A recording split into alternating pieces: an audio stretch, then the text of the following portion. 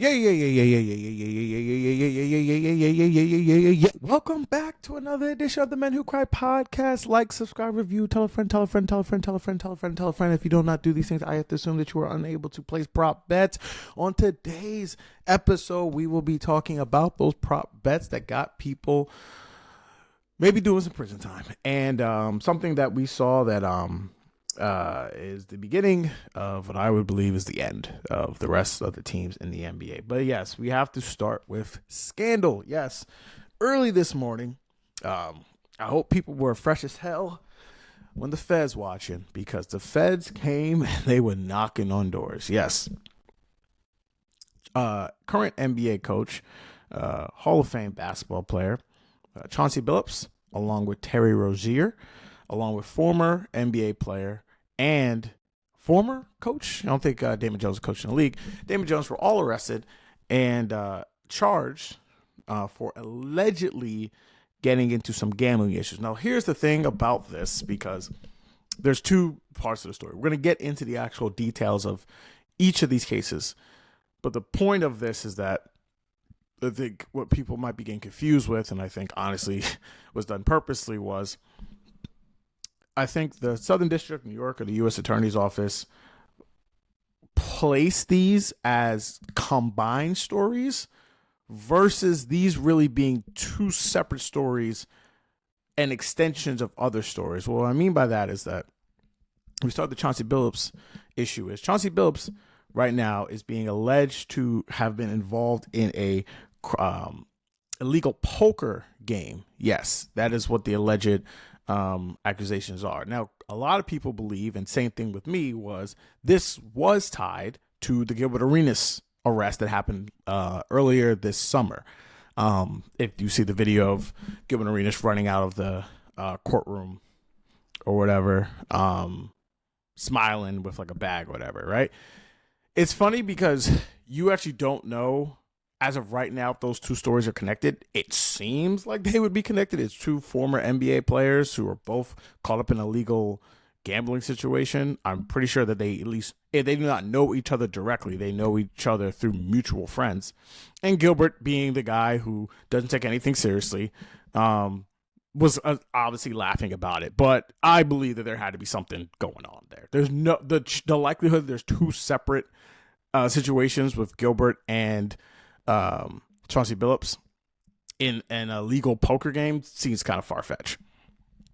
But that situation has to do with what they're talking about, the five families. I didn't know these people were still like around. Talking about the five families and some real mafia stuff. So as of right now, I just saw Billups was released. He will probably have his day in court at some point. But as of right now, he's not going to coach in the league. And I would presume that he will never coach in the league ever again. The issue with this story, the reason why I want to highlight this one first is because I believe that this is far more potential to be an issue for the league than the issue that is coming up with Terry Rozier and Damon Jones.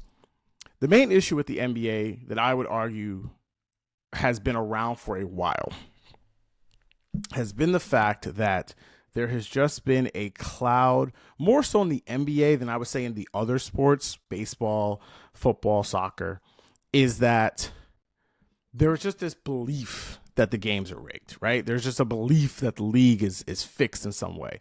And fans have a lot of evidence to point to say, like, these are the reasons why. Whether it's the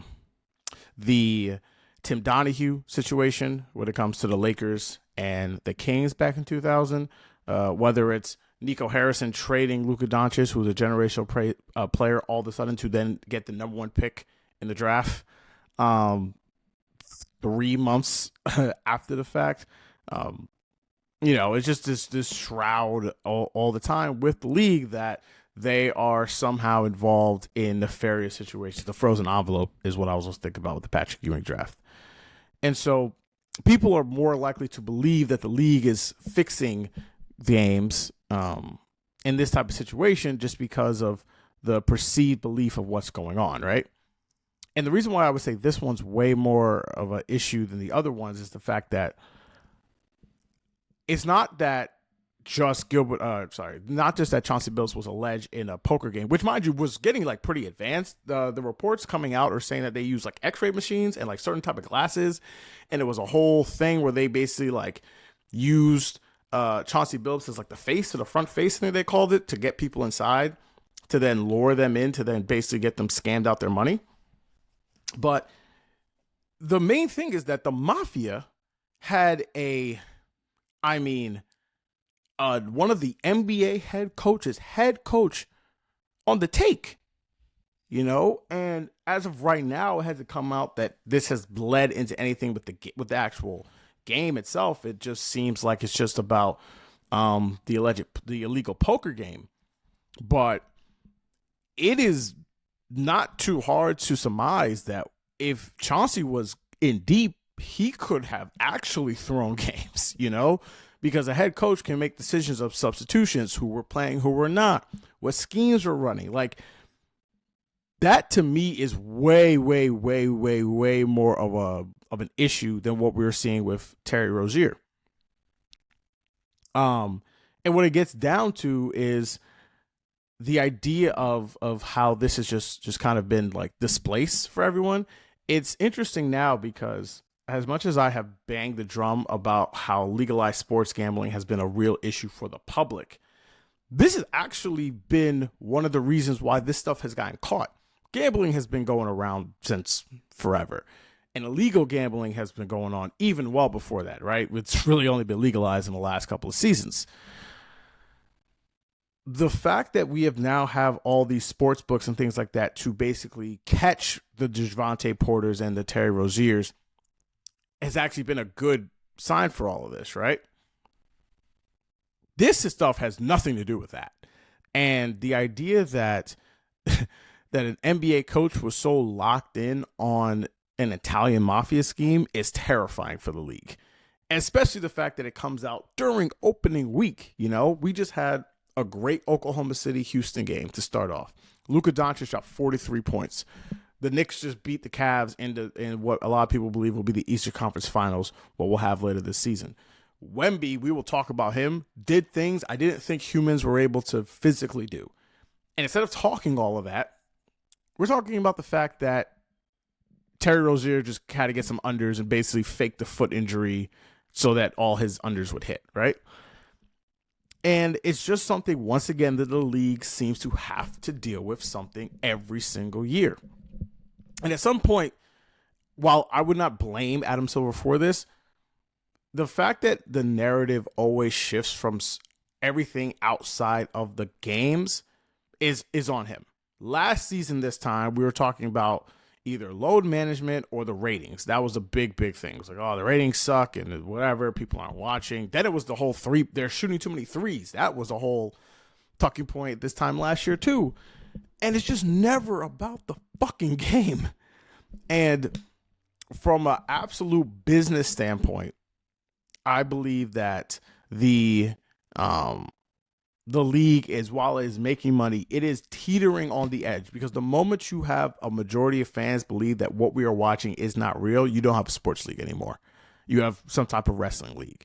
Now, I'm not saying people wouldn't watch that, but it wouldn't be the league that it would be if it found out that these things are actually aren't as upfront as it appears to be. When it comes to just the Terry Rozier story, the Terry Rozier situation is linked to the Javonte Porter situation, in the sense that he basically was telling a bunch of people to take his unders, and that he was in the game and essentially had a foot injury and didn't come back into the game. They're talking about one specific game that happened, right? And Terry Rozier is on what used to be considered a max contract.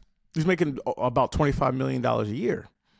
And the fact that he basically was unable to get himself out of whatever situation it is sad. And this is always the interesting thing, like, for me, I guess a philosophical point about the idea of money, right? And I don't want to be crass when I talk about this, right? Money is a serious topic when it comes to people. And it's always the thing of, like, people love to talk about money isn't everything when they have money, right? So I always understand that. However, my philosophy of money has always just been, it is just a bunch of random zeros and ones, right? What I mean by that is you can basically live the lifestyle that you want to live, and a lot of it determined on the money that you have in your account. However, your ability to make that money go as far as you want is all about the lifestyle that you choose to live, right? If you make $10 million a year, that is a lot of money. But if your expenditures are $11 million a year, you do not have a lot of money. And some people will be like, how do you spend $11 million a year? It's really, really easy to spend that kind of money when you are living a very fast lifestyle. Excuse me.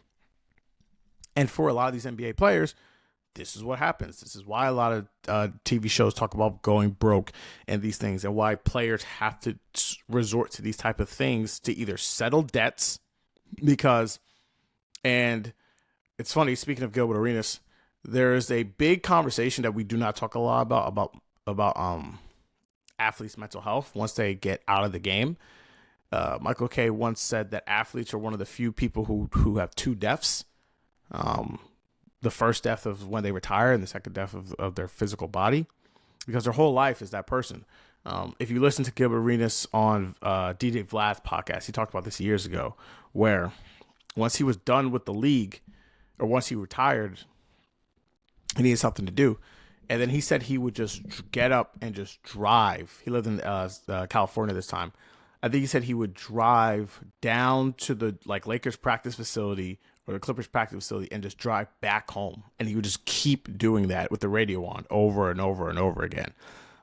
Joe Smith, I remember, was on one time talking about him thinking about committing suicide because his wife left him. You know, athletes go through a lot of stuff, and like that edge that you get from competition, right? Michael Jordan was speaking during the NBC broadcast, which was fantastic, which we would love to talk about that. Talk about how he can just take a magic pill. If he can play basketball right now, he would. And a lot of that's really, really sad about how that goes through. But it is simply a point of comparison where it comes down to the fact that these guys need outlets to show who they are, right? To really kind of be the people that they are, and they end up in these type of situations. So whether it is a Chauncey, whether it is a Terry Rozier, Javante Porter, these guys need help. And it is unfortunate that they put themselves in these situations now, because now, again, the Fed's on them. And we'll see how a lot of this shakes out. But the fact that the Mafia, I can't get over the fact that the Mafia might have had intel on an NBA coach is wild, just for that sentence alone. But a lot more information will come out to see what takes place for this. But this is a story that I thought the Giannis to the New York, or Giannis's trade demand, was going to be the story of the year, and it might still be. But this thing has a chance to have a lot of spider webs, which could really, really, really take down the league. If this goes as far as some people might think it goes, it can really destroy just the overall integrity of the NBA. Speaking of the NBA, though, and speaking of one of their players, we are fully right now into the opening week of the NBA. We've had a bunch of games take place, but we are going to focus on San Antonio versus the Dallas Mavericks, where Victor Wembanyama had probably one of the craziest games I've seen. And it's not the fact that he had 40, 15 with 3 blocks. Those games have happened before in NBA history. These are one of those where when people used to talk about like Kareem Abdul-Jabbar, like my brain couldn't process thinking about how that player was, right? Because like I've never seen that before. Magic Johnson, I've never seen that before. I had never seen a basketball player do the things that Victor Wembanyama did on the court the other day. And before the season started, I'm in a group chat with a bunch of NBA fans, and we did our list of awards and everything. We do first team All NBA champions and all that other stuff. I had Victor as my MVP, and I had him as my defensive player of the year, simply because I'm going to trust the experts on this. If you are telling me that this man has a chance to be the GOAT, making the playoffs to me should be like the bare minimum for what you should do, right?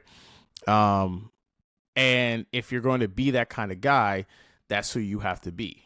And the fact that he was able to do all of that, right? He was able to dominate in such a way against, while Anthony Davis has never won a Defensive Player of the Year award, he has absolutely been considered one of the best defensive players in the league. And he is a guy who has shown to be an impact defender throughout his career. Him, Derek Lively, who's also been a very good defensive player. And the fact of the matter is that Dallas is a big team. That's the biggest thing about them, right? All across the board, outside of their guards, they play guys that are 6'7", 6'8", right? Kind of a lot like the Houston, right? In the same respect. They couldn't do a damn thing to stop Victor Wembanyama at all. I mean, we're talking about step back threes, we're talking about dunks multiple times, being able to score at will. And it is not crazy to think that this guy's already a top 5 player in the league. And he's only played, I don't think he's even played 100 basketball games yet. And he is a destructive force in the NBA. And there was, I always go back, try to remember, because I wasn't around during this time, but I always think about the time where it was before, or it was after Michael Jordan, and it was before LeBron, right? Those really, what were we talking, like those two, because I guess technically, no, because Jordan retired, I think, the year before LeBron's rookie season, but he wasn't the guy anymore, right? And how that time frame was when Jordan was not the guy anymore, and then LeBron, before LeBron became the guy. And it was multiple different players laid claim to being the best player in the NBA at that time, right? If you want to say it's like Tim Duncan, Shaq had it at one point. There was a lot of people try to put like Grant Hill in that place, Tracy McGrady, Vince Carter had all these type of times.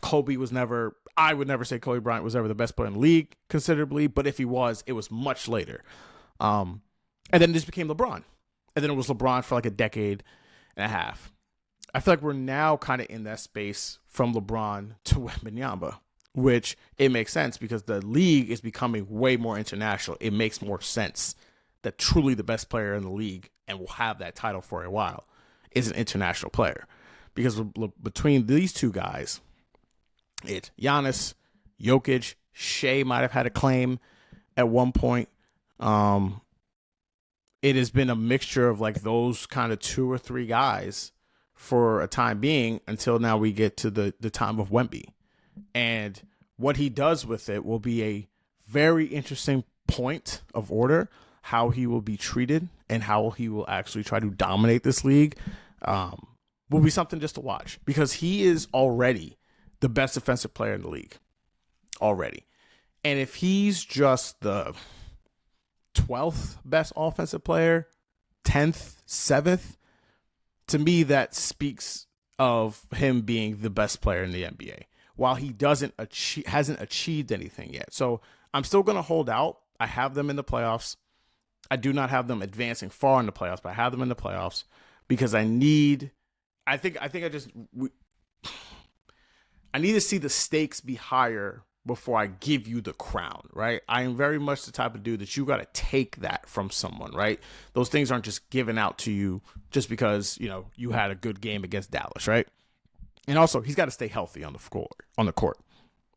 But I think what that game showed you was everyone who thought that this guy had a chance to be the greatest of all time, it's definitely a lot more of a realistic possibility than I think even people who saw this guy get drafted believed, because he is that good. But yes, thank you guys again for listening to the Men Who Cry podcast. We'll be back again next week.